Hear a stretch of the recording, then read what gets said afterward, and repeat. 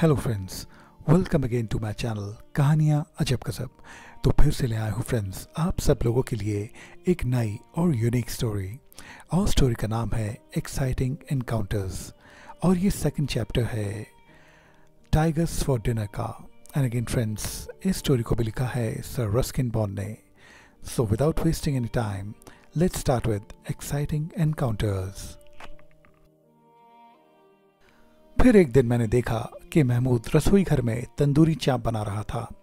मुझे मसालेदार तंदूरी चाप बेहद पसंद थे और ये बात महमूद को भी मालूम थी कि मुझे ये मसालेदार चाप बहुत भाते हैं।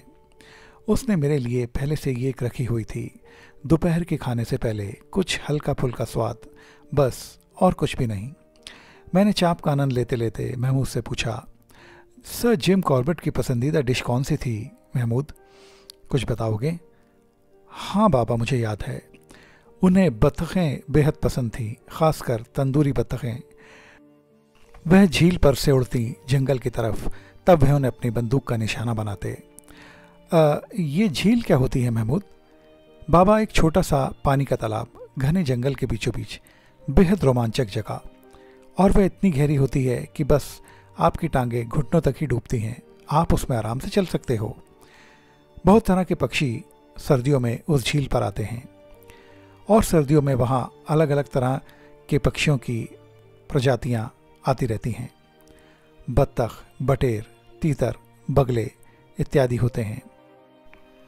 बगले खाने में अच्छे नहीं होते, पर भुनी हुई बत्तख बेहद जायकेदार होती है। तो हम लोग, यानी मैं और कारपेट साहब की पूरी टीम झील के पास ही टेंट लगाती थी और बस ताज़ी भुनी हुई बत्तखों का आनंद लेते थे, जब तक भुनी हुई बत्तखें खा खा कर हम ऊब नहीं जाते थे। महमूद, क्या तुम लोग झील में नहाते थे? नहीं नहीं बाबा, बिल्कुल भी नहीं। क्यों? ऐसा क्यों महमूद? क्योंकि बाबा उस झील में बहुत सारे मगरमच्छ थे और मगरमच्छ बेहद खतरनाक होते हैं। उनके मुंह की लंबाई और तेज पैने दांत किसी भी शख्स को डरा सकते हैं। उनके ज़रा नज़दीक जाना बेहद जानलेवा और ख़तरनाक हो सकता है। एक मगर ने तो बस मेरी जान ही ले ली थी। कैसे महमूद भाई, कैसे हुआ ये सब? अरे पूछो मत बाबा, उस वाक़ये की याद भर ही मुझे बेहद डरा देती है। उस रात मैंने सबको खाना दिया और अपने टेंट में सोने चला गया।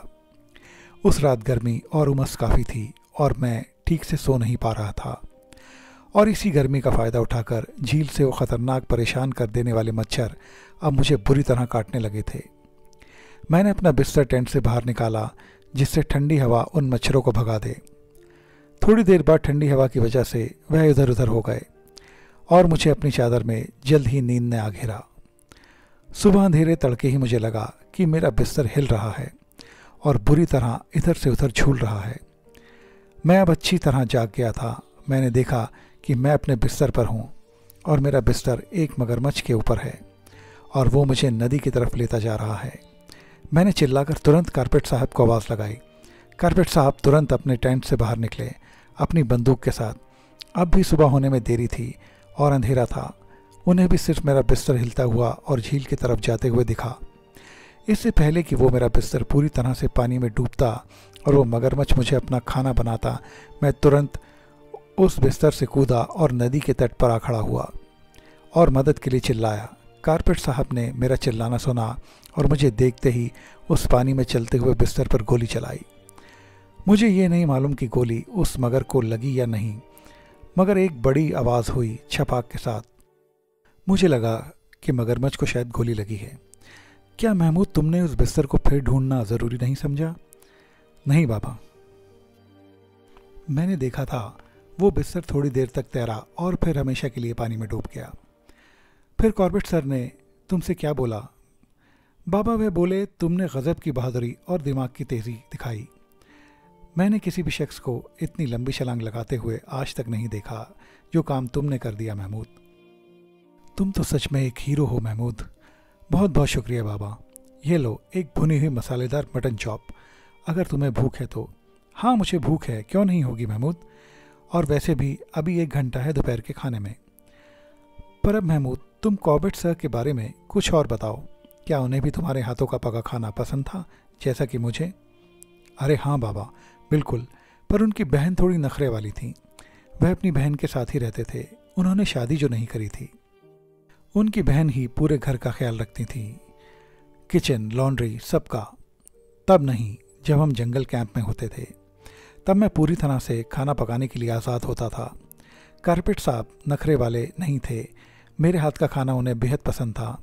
एक सैंडविच या पराठा उन्हें जंगल में आगे बढ़ने के लिए काफ़ी ताजगी प्रदान करता था। पर जब कुछ ख़ास मेहमान आते थे तो खाना पकाने में मुझे खासी मेहनत करनी पड़ती थी।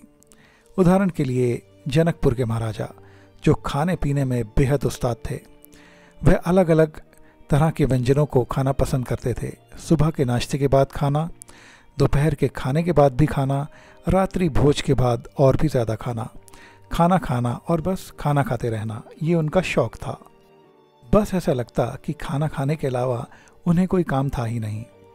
मुझे आज तक ये पता नहीं चला कि महाराजा जनकपुर इन शिकार पार्टियों में क्यों आते थे, जबकि वह अपने घर पर यानी अपने आलीशान महल में रात दिन आराम से खा पी सकते थे।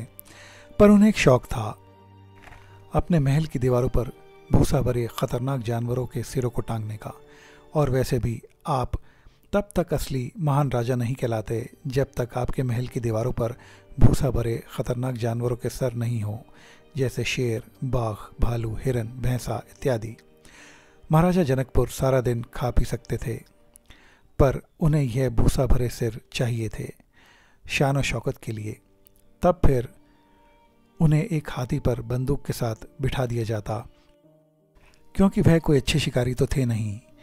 इसलिए कारपेट साहब ही उनके शिकार को ढूंढने में मदद करते और तेंदुए या हिरन को उनके नज़दीक ले आते, ताकि वो आराम से निशाना ले सकें। और फिर वह उन पर गोली चलाते और कारपेट साहब राजा साहब की अच्छे निशाने की तारीफ़ करते। पर हर राजा उनके जैसा नहीं था। कुछ और महाराजा जो कारपेट साहब के साथ शिकार खेलते, कुछ तो अच्छे निशानेबाज होते, पर कुछ बेहद अनाड़ी। महमूद, अंग्रेज़ साहब के बारे में यानी इंग्लिशमैन के बारे में कुछ बताओ।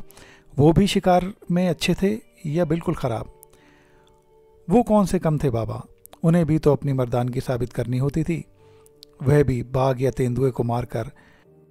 मगर कारपेट साहब के बारे में कुछ कहूँ तो हाँ, वह हमेशा डिमांड में होते थे, क्योंकि वे घने जंगल के पास रहते थे और उन्हें हर तरह के जानवरों के रहने और छुपने की जगह मालूम थी। एक बार का बेहद दिलचस्प किस्सा मुझे याद आ रहा है बाबा। जब वह महाराजा जनकपुर के साथ थे, महाराजा जनकपुर आराम से हिफाजत से एक हाथी के ऊपर बैठे थे। उन्होंने हाथी से नीचे उतरने की एक भारी गलती कर दी और घने भयानक जंगल में पैदल चलने का फैसला किया और पैदल चलने लगे। वो ज़्यादा दूर नहीं गए थे, तभी एक भयानक मुंह वाला जंगली सुअर उनका पीछा करने लगा। वैसे देखने में जंगली सुअर उतने भयानक नहीं लगते जैसे शेर, चीता और तेंदुआ, मगर उनके मुंह के बड़े दांत बेहद खतरनाक होते हैं और वह उनका इस्तेमाल करना भी जानते हैं। इससे पहले राजा जनकपुर अपनी बंदूक कंधे से लगाते, वह जंगली सुअर उनके पीछे दौड़ पड़ा। राजा जनकपुर ने बंदूक छोड़ भागना ठीक समझा, पर वह ज़्यादा दूर भाग नहीं पाए और गिर पड़े। अब जंगली सुअर राजा साहब के ऊपर था। मैं वहाँ पास ही था जब मुझे ये सारी आवाज़ें आईं। मैं आग जलाने के लिए लकड़ियाँ इकट्ठी कर रहा था। मैंने जब ये सब देखा तो राजा जनकपुर की जान बचाने की कोशिश करना ही ठीक समझा। मेरे हाथ में एक छोटी कुल्हाड़ी थी जिससे मैंने जंगली सुअर के सिर पर वार किया। वो इस छटपटाहट से परेशान होकर घूमा और उसने अपनी थूथन के एक सींग को मेरी टांग में घुसा दिया। मैं बुरी तरह चीख पड़ा। मैं इस दर्द से करहा कर अपनी कुल्हाड़ी को तब तक उस जंगली सुअर के सिर पर मारा जब तक वह गिर नहीं गया।